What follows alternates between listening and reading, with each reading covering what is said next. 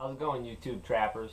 My name is Jim. I am located in central Pennsylvania, and this is going to be part one of hopefully several part series where I try to document my 2015-2016 trapping season. It is September the 16th today. It's a nice sunny day, a little on the warm side. So about all I can do today is tell you a little bit about myself, show you around my new trapping shed I got ready, and show you some of the equipment I use, and then lastly I'll go out in the field and show you some of my set locations. I'm putting these videos out for two main reasons. One, I enjoy looking at other people's videos. I watch them, I learn from them, and it's just something I like to do. So hopefully somebody will like looking at my videos. And the second reason is to get feedback, good feedback, saying, hey, you're doing this right, you're doing this good, I learned something. And just as well, I'd appreciate any feedback where you give me some constructive criticism, say, hey, maybe you should try this, or maybe you should try that, whichever. I'd appreciate both. So the first thing I'm going to do, I'm going to show you around this, my trapping shed. This is my third season trapping, and I finally got myself a shed ready to go. I borrowed another guy's, well, he let me use his shed to do my skinning and fleshing and fur grinding and stuff. So eventually I had to get my own stuff going, and this is my little shed here. So I'll show you around here first. First, here's my homemade skinning gambrel. I'm not the greatest welder in the world, but I welded something together out of some scrap stuff I had around. It has just some old scrap cable restraint parts with some aluminum ferrules. This slides shut, hold the animal's feet, and copied that off the guy's shed that I was in using before. Got it on a swivel and a little pulley system to move it up and down. Seems like it's going to work pretty well. This is my homemade fleshing beam. I got a chunk of cherry wood from a friend of mine. He gave it to me with just some rough cut lumber, and I whittled it down, sanded it down, and I'll be using the Necker 600. That's what the my buddy used in his shed. So I got the same thing. I made this. It's slightly more curved than the Necker itself, and hopefully I made it the right width and everything. I just copied off some stuff on the internet, and it folds sort of neatly up out of the way into the wall. The stretchers I'll be using mostly wire stretchers. I got a couple small ones, muskrat size ones. However, I won't be doing any water trapping. I got those in case I catch a nice skunk or something, really. And I'll be trapping mostly for fox, coyotes, and I do have a bobcat permit and a fisher permit for later on in the year as well. So I know the trap line equipment that I'll be using. I got this auger this year, and I just had it out in the field and bored some holes with it. I use a 18-volt cordless drill, and worked pretty well, really. I mean, I was in some fairly dry, fairly hard ground, not real rocky or anything like that. It won't go through rock, but I bored a hole. This thing is at least 18 inches, 17 inches deep. I could bore a hole that deep. It did a pretty good job, really, so I'm happy with that. The stake systems I'll be using, Wolfang mostly. I have a few other ones, but I mostly use Wolfang. And the stock driver is junk, in my opinion. Unless you're driving in the sand or just river edges or something, you hit some half decent hard ground and these things bend. I re-welded this thing, and it's not good. So I got this. This is from Stalker Fabrications, guy from New York. I've already had it out, beaten in a few stakes with it. It's way more solid than that, and I just hope it takes a better beating than that thing did. So the Wolffangs, they hold really well in my opinion though. I'm going to put some gloves on. I was handling bait and lure. My traps, I wax and dye my traps, and that hasn't been done yet, but I still don't like touching them with any type of lure or anything. I got a little bit on my hands, I'm sure. I'm going to be using pretty much 3 types of traps. I have a couple other random traps, some Sleepy Creeks and stuff, but these are my 3 main traps I'll be going to this year.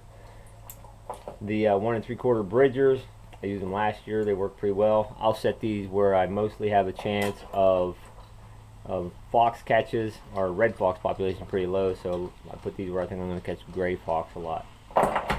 And then I have these two traps to set where I have a higher likelihood of catching a coyote. I caught a coyote in the 175 too. It helped as well, by the way. But I got the Bridger number 2. This is the first year for them. I quick link everything. But I'll use the Bridger number 2 where I have a higher likelihood of trap theft if his property gets traveled a lot by four-wheelers and such. And I got the MB 550, and I'll use that where I don't think I'll get traps stolen. I don't want anything stolen, but I guess I'd take the number 2 Bridger stolen over the 550. For underalls, I make my own. I cut them out of an old seat cushion and just cut them up and make them fit the pan. These are all fit for the Bridger number 2. I got some for the MBs as well. That seemed to work well for me last year, so I'll keep doing that this year. Those are the 3 main traps I'll be using later in the year. Come September or December, late December, I'll be putting out some cable restraints, and I got a couple different ones. These are made out of 7x7 cord, and I got some 1x19 stuff. I'm going to try to make some coyote cable restraints, but that'll be a few months away. These are some of the processed baits and lures that I'll be using. This is a new one I got this year. This is put out by Leroy Reno out of Mifflintown, Pennsylvania. This is called pot liquor. This is a processed bait. I'm gonna give that a try. As far as last year, this is the one I like the best, Predator Bait Plus from Caven's Minnesota brand. I'll also be using some Hiawatha Valley. I like the Predator Bait Plus more than the Hiawatha Valley. That's just my opinion though. A lot of people love Hiawatha Valley though. These are some of the main lures I'll be using. Like early in the season, I like this Red Tornado, Night Owl lures. Some basic Red Fox Gland lure. That's some Caven's lure. This is a different lure I'll be using this year. Magic Touch. It's by Leroy Reno as well, out of Mifflintown, Pennsylvania. And some Bobcat Gland lure. I'll use that for a change up and for bobcat season if I get one coming into some bait station. And this is one of my favorites right here, Violator 7 by Caven's. These are probably my 2 favorite ones, the Violator 7 and Fox Hollow Bounty Hunter. I had some decent success. I didn't catch a ton of stuff last year. I mean, this is only my 3rd year back, but these 2 worked the best for me really. I have some other lures as well, but these are going to be my go-to lures probably for this year. As far as winterizing sets, when the cold weather sets in, I mean, yeah, it's 80 degrees right now, and yeah, I still got about 40 days or so to wait till the season starts. I'm just anxious. I'm ready to go. When it comes winter time and ground starts freezing, last year I made my own wax dirt.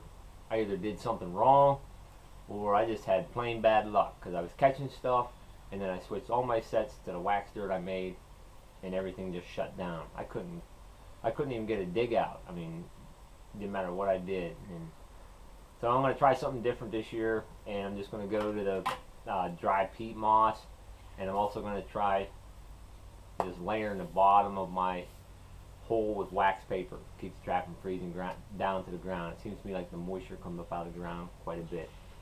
So I'm going to try a couple different things. That, and I'm going to try propylene glycol. I didn't try propylene glycol at all last year. I did try a little bit of peat moss, but I thought it was good to deal with the wax dirt, and things went. So that's about it for my trapping shed. And now I'd like to take you out and show you a couple of my sites that I trapped. A couple that I trapped last year, and a new hunk of property that I got permission to trap this year. And if you got any suggestions for me or some good comments or something on my trapping sites, I'd like you to let me know. Let's go look at some sites. Okay, so here's one of my new set locations. I just gained permission to trap this property this year. There's approximately 100 acres of ground here I get to trap. I'm not sure how many sets I'll put on here, but this is a brand new location for me to be putting down some footholds. And to my left over here, this is the west-northwest area. The wind direction is predominantly this way, so I'm going to put my sets here eventually so that I capture the wind for the most part. And I'll show you what I got going on here, and got any comments on my set location and my choices of sets, let me know. So I got basically the intersection of 3 roads here. I got an old road coming up out of the wooded area straight in front of me. Off to my left over here, which would be the east area, there's a heavily driven 4-wheeler trail. Then coming over this way, another road coming up this way. So got a good intersection point coming here, so I think it's going to be a good area. I would like to put a set right in the middle here, but there's so much 4-wheeler traffic, I just know that it'll get run over. So my plan is eventually, come the end of October, I already drug myself a log out here. There's a hollow log here. I'm not going to mess with it too much right now. So it's got a hole going straight through it. I plan on just putting some bait in there, basically maybe just luring it up and making just a real subtle flat set here. It's almost like a walkthrough right now. I cleared some of this brush out already, and there's a little bit of brush here, and I've cleared most of this out. There's some heavier brush here. I know I'm grabbing with my bare hand, but hopefully a month and a half will be enough for scent to disperse. So whether it's fox or coyote, this would be one of the areas where I probably set like a number 2 bridger. I mean, there's a lot of traffic here, and got a good chance of catching coyote as well as fox here. So, and I also plan on hopefully sticking a dirt hole over in this area. So I just wanted to show you one of my locations where last year I did catch a couple gray fox right up here. This is just an old logging road, and I made a couple sets here last year. Actually, I had 3 sets total. To this way, over this way, this would be the west, that would be the east, so predominantly the wind would come out of this direction. I actually caught a gray right underneath here last year on like a little dirt hole set here, and I caught one right up on this mound on sort of like a, basically like a scent post up on that old stump and stuff. I caught a gray. I also had a dirt hole right over there, and didn't have any luck at that dirt hole, but there's a lot of rocks and stuff around here. I don't know if they're bending up in this hillside or what somewhere, but not sure. But this is the kind of place where I'll set my Bridger 175s, and I mean a coyote could still slip through here, but it's pretty thick cover. Just got a nice little old logging road, and I see a lot of gray fox tracks here when snow comes. So okay, I'm coming up on another set location that I had set last year. This is a place where I'll probably stick some MB550s. This is some private ground. It's posted. I got permission on.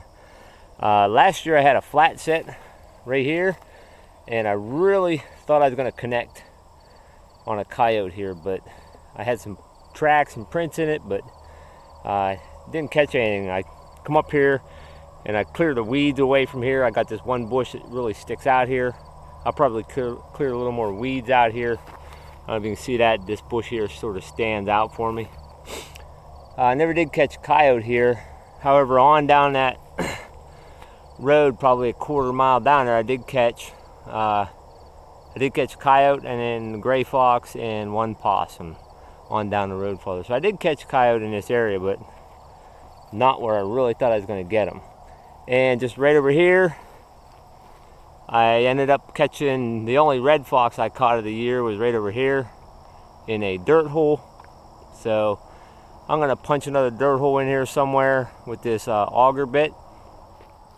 So I appreciate you watching. I hope this video wasn't too lengthy. If you got any tips or comments or some suggestions for me, that'd be great. If you saw something you liked, let me know, and I hope to have more videos coming up for this year. Thanks for watching.